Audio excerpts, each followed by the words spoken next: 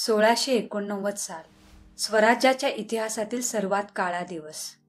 छत्रपती संभाजी महाराज, जे महाराष्ट्राच्या मातीत जन्मलेला एक पराक्रमी सिंह होते, त्यांना औरंगजेबाने पकडले आणि प्रचंड क्रूरता सहन करायला लावली. हा छळ इतका भयानक होता की आजही तो ऐकल्यावर अंगावर काटा उभा राहतो. पण हा सगळा प्रकार नक्की कसा घडला? त्या दिवशी संभाजी महाराजांनी कोणत्या यातना भोगल्या? 1 फेब्रुवारी 1689 संभाजी महाराज आणि त्यांचे विश्वासू साथीदार कवी कलश संगमेश्वर येथे होते. त्यांनी मराठ्यांच्या भविष्यासाठी गुप्त योजना आखल्या होत्या, पण त्यांच्या जवळच्याच लोकांनी विश्वासघात केला. गणोजी शिर्के आणि खंडोजी कात्रे यांनी औरंगजेबाला संभाजी महाराजांच्या ठिकाणाची माहिती दिली. त्या रात्री मुघल सरदार मुख्तार खान आणि इब्राहिम खान यांनी अचानक हल्ला केला.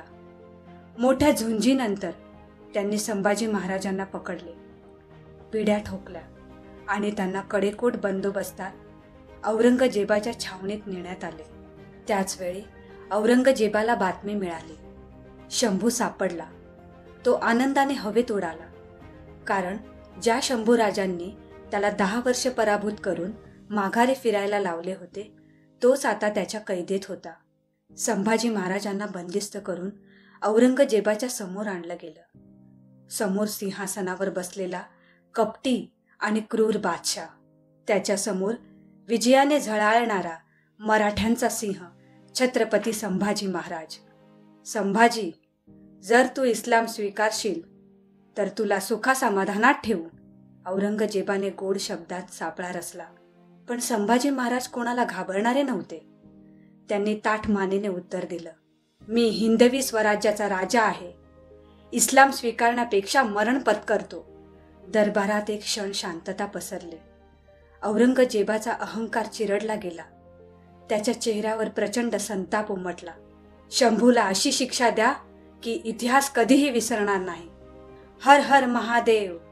संभाजी महाराजांनी सिंहासारखा हुंकार भरला आणि औरंगजेबाच्या भल्या मोठ्या दरबारात प्रचंड गर्जना उमटली. समोर बसलेला औरंगजेब एक क्षण दचकला. त्याला अपेक्षित होतं की छत्रपती संभाजी महाराज गयावया करतील, दया मागतील, पण इथे उलटच घडत होतं. संभाजी महाराजांचा तो तेजस्वी चेहरा, डोळ्यात असलेली बाणेदार चमक, अंगावर असलेलं काळजाला भेदणाऱ्या जखमांचं मरणासन्न ओझं, पण तरीही स्वराज्यासाठी मी जगेन आणि मरेन हा निर्धार त्यांच्या प्रत्येक श्वासात होता. आता औरंगजेबाच्या रक्तात उकळी फुटली होती. तो चिडला, रागाने थरथर कापू लागला. त्याने आपल्या सरदारांकडे कटाक्ष टाकला आणि गर्जला, इस्लाम स्वीकारतोस की तुला तडफडत जिवंत चिरडून मारू? संभाजी महाराजांनी वक्र हास्य केलं. त्यांची निर्भयता जसजशी वाढत होती तसतसा औरंगजेब अस्वस्थ होत होता. माझ्या देहाचे तुकडे तुकडे होतील, पण मी हिंदू धर्म सोडणार नाही. माझ्या रक्ताच्या प्रत्येक थेंबातून फक्त हर हर महादेवच उमटेल. बस.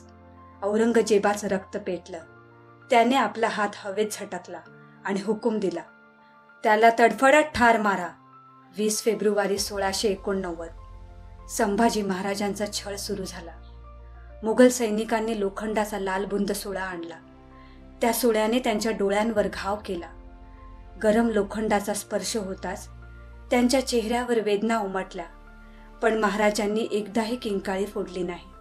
त्याऐवजी त्यांनी हर हर महादेवचा जयघोष केला. मुघल सैनिक थक्क झाले.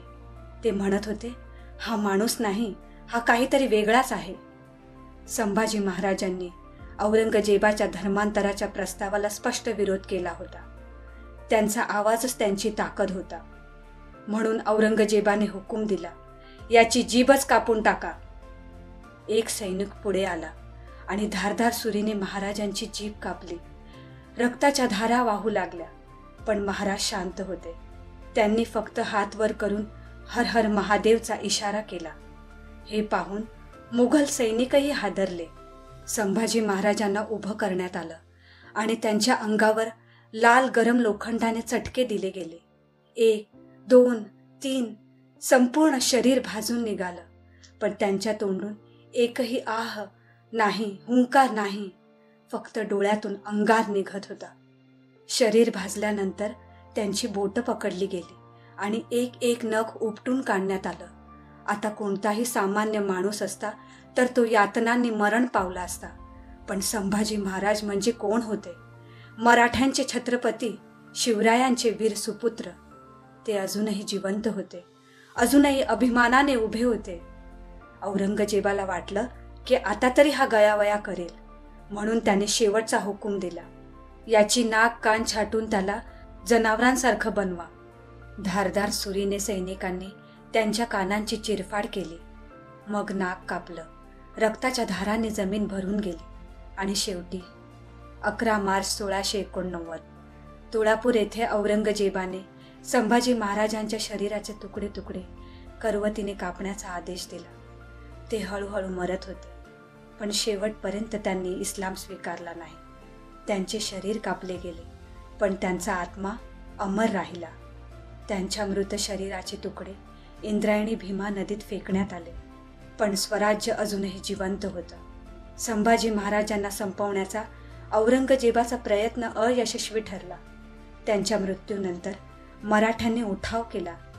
ताराबाईंनी युद्ध पुन्हा जोमाने उभं केलं आणि अखेरीस 1707 मध्ये औरंगजेबाचाच अंत झाला. संभाजी महाराज मरण पावले नाहीत, ते इतिहासात अमर झाले.